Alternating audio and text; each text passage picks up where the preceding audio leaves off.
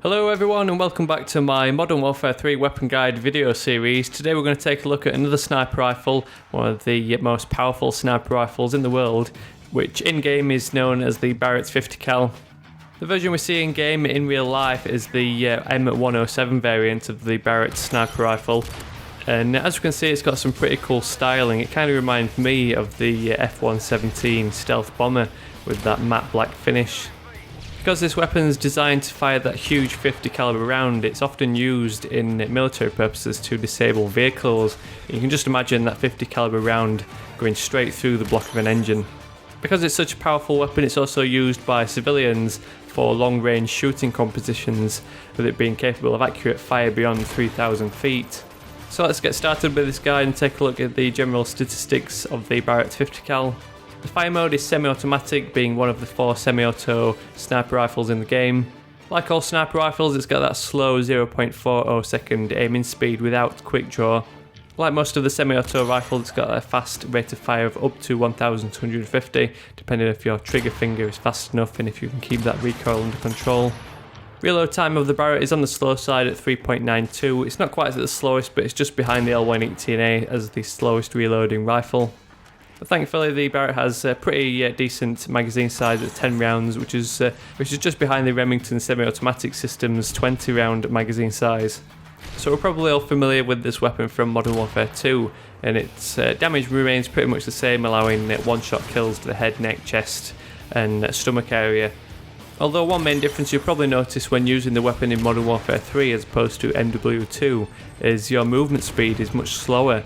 I think Infinity Ward are trying to tailor this weapon, or the semi-autos, more towards the traditional sniping role to kind of leave the quick scoping to the bolt action rifles.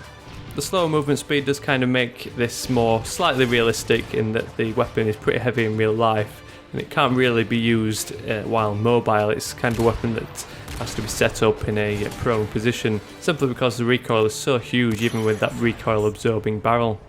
It's also worth noting that along with this slower movement speed, your recoil would be much lower when in a crouch or prone position, much like with the LMGs, so it definitely seems like Infinity Ward are trying to tailor these weapons to more defensive play as opposed to how they were used in previous titles, where you'd kind of get people running around with this thing using it like a semi-auto shotgun, spamming out those shots from the hip.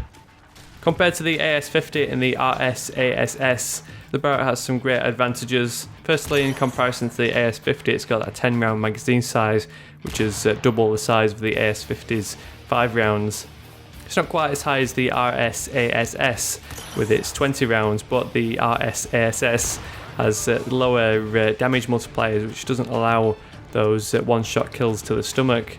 Otherwise, with the semi-auto weapons, you've got that faster fire rate and that you don't have to wait for the bolt to cycle, which allows you to take out multiple targets much quicker than you would be able to with the L118A or the MSR. The reload time that we mentioned is one of the slowest out of the sniper rifles, so this weapon is one that you want to be using sleight of hand with. And while on the topic of perks, it's kind of a tough decision to choose between quick draw and assassin. Assassin will help you play towards that traditional sniping role a lot better, and it'll hide you from UAVs and just help you stay undetected. But on the other hand, without a silencer, you're still going to be appearing as a little red dot on the radar. So in that case, I'd probably tend to go with the quick draw perk just to allow for that faster aiming speed. If you see a target off in the distance, you want to be able to snap onto him as quick as possible before he drops behind some cover. Quick draw will also give you that advantage when you're moving around the map and more mobile, and you might be able to get those quick scopes out just to drop someone if you run into someone around a corner. Otherwise, you might want to equip the overkill perk just to allow you to equip a assault rifle or SMG to help cover your back when you're moving around the map, and then use the Barrett when you've found a position that you want to lay down prone and pick people off from long range. But let's move on and finish off this guide with a look at my recommendations of attachments for your Barrett 50cal.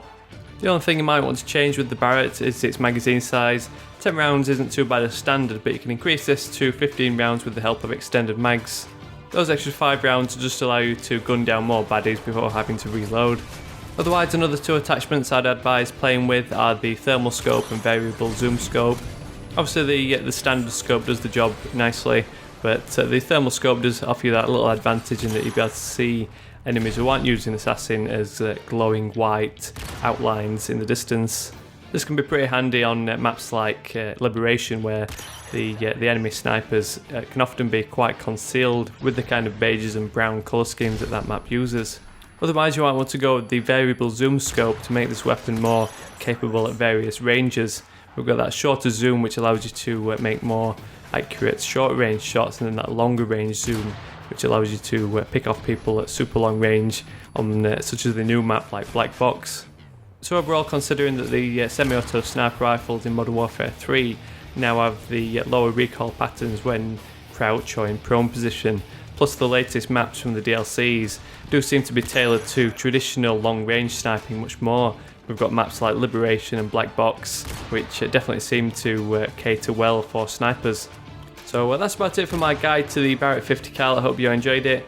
If you did enjoy the video or learned anything new, please drop me a thumbs up down below just to help give my videos overall more widespread exposure. Don't forget to check out the playlist down in the description to check out any of the previous episodes that you might have missed. Otherwise, thanks for watching, and I'll catch you all later.